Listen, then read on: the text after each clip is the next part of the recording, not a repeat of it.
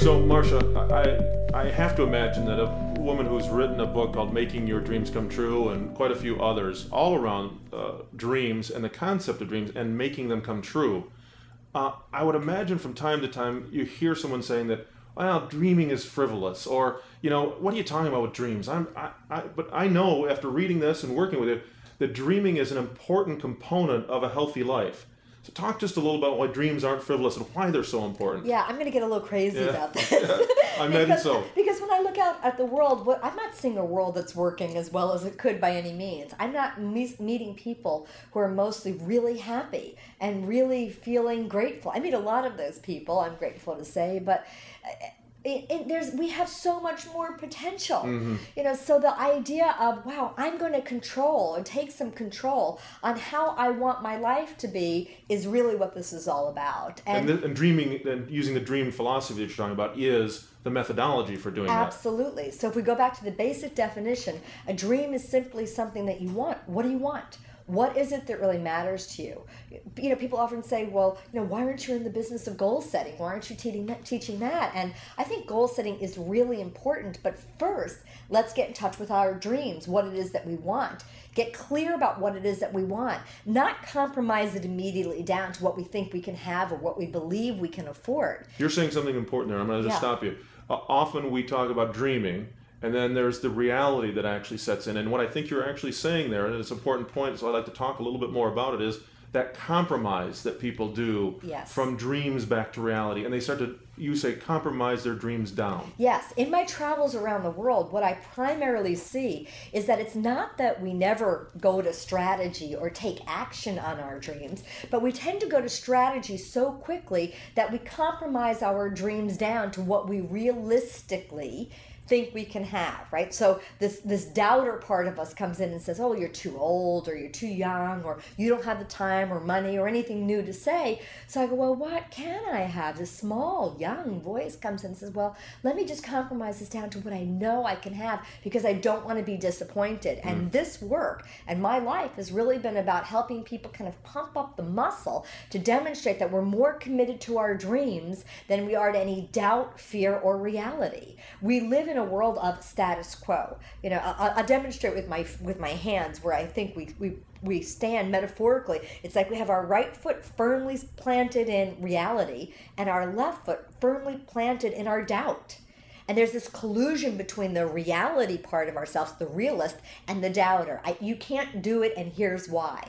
And this work literally is about getting people to step into their dream. What is it you want? How do you want your life to be? And then we slide this foot over. We need reality to support us in taking action and strategy. But if we use the realistic part of ourselves too early in the process, we'll immediately compromise the dream down, and then it just winds up being another thing that we check off our to-do list. Yeah, and you never break that inertia. I think what you're really talking about is getting things moving, taking some action towards the dream, because things in status quo don't move. No, we're stuck. You're stuck.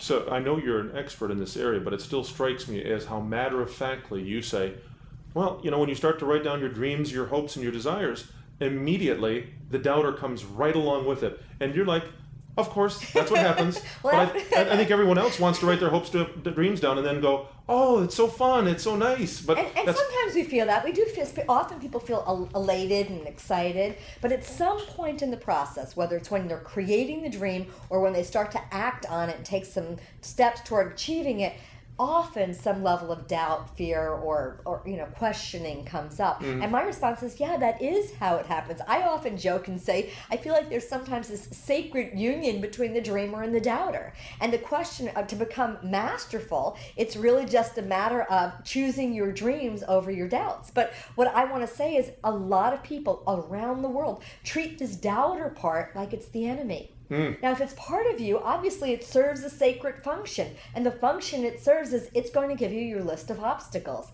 And then you can design and manage it. It is a transformational moment in any of my workshops when people actually get to the point when they see, or get to the point where they see that what's stopping them from truly going for their heart's desire, for living and accomplishing a dream, or even more importantly, a dream come true life, is usually some small innocuous belief that the doubter has kind of glommed onto that often they don't even actually believe anymore.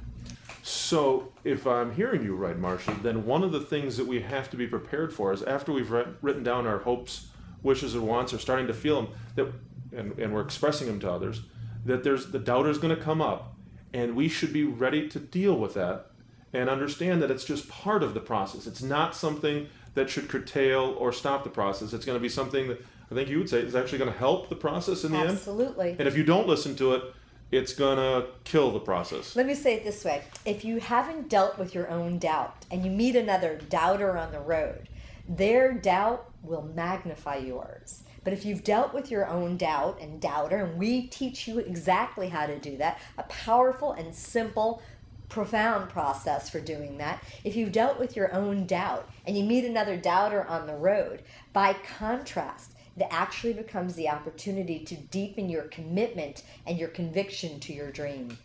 And also what I love most about our program is that the Making Your Dreams Come True process works on any dream.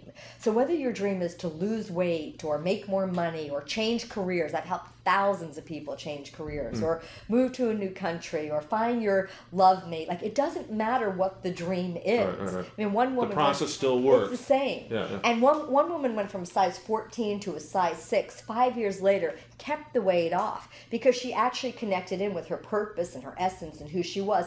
And from there, not only did she learn how to achieve a dream, she moved to a new city, left a bad relationship, ultimately remarried, and is very happy, started her own successful business in second half of life. I like her example because it traverses so many different dreams. We're not just teaching people how to achieve or accomplish a dream. We're teaching people how to live their life differently. And I think it's a really important distinction because some of us, we could say, oh yeah, I've accomplished a dream in my professional life, or I married the person of my dreams and my family is a dream come true and they're a gift to me. But we're talking about living a dream come true life. So I'm talking about working on yourself individually, but then also sharing this work collectively to make the world a better place. People can use the process for getting new houses, cars, and goodies, but also at a deep and profound level, the letters that I get back from people are, well, I bought the process, or I bought the program because I wanted to make a career transition, or I wanted to get healthier, but what I got is a deeper level of trust with myself. I've restored my faith. I found courage. I'm believing in myself. I'm talking to people I never imagined I would talk to. I'm playing at a new level. My relationship with myself and my family has deepened. I've got love and romance and passion back in my life. The results are so much bigger than the program, and for that I'm very proud.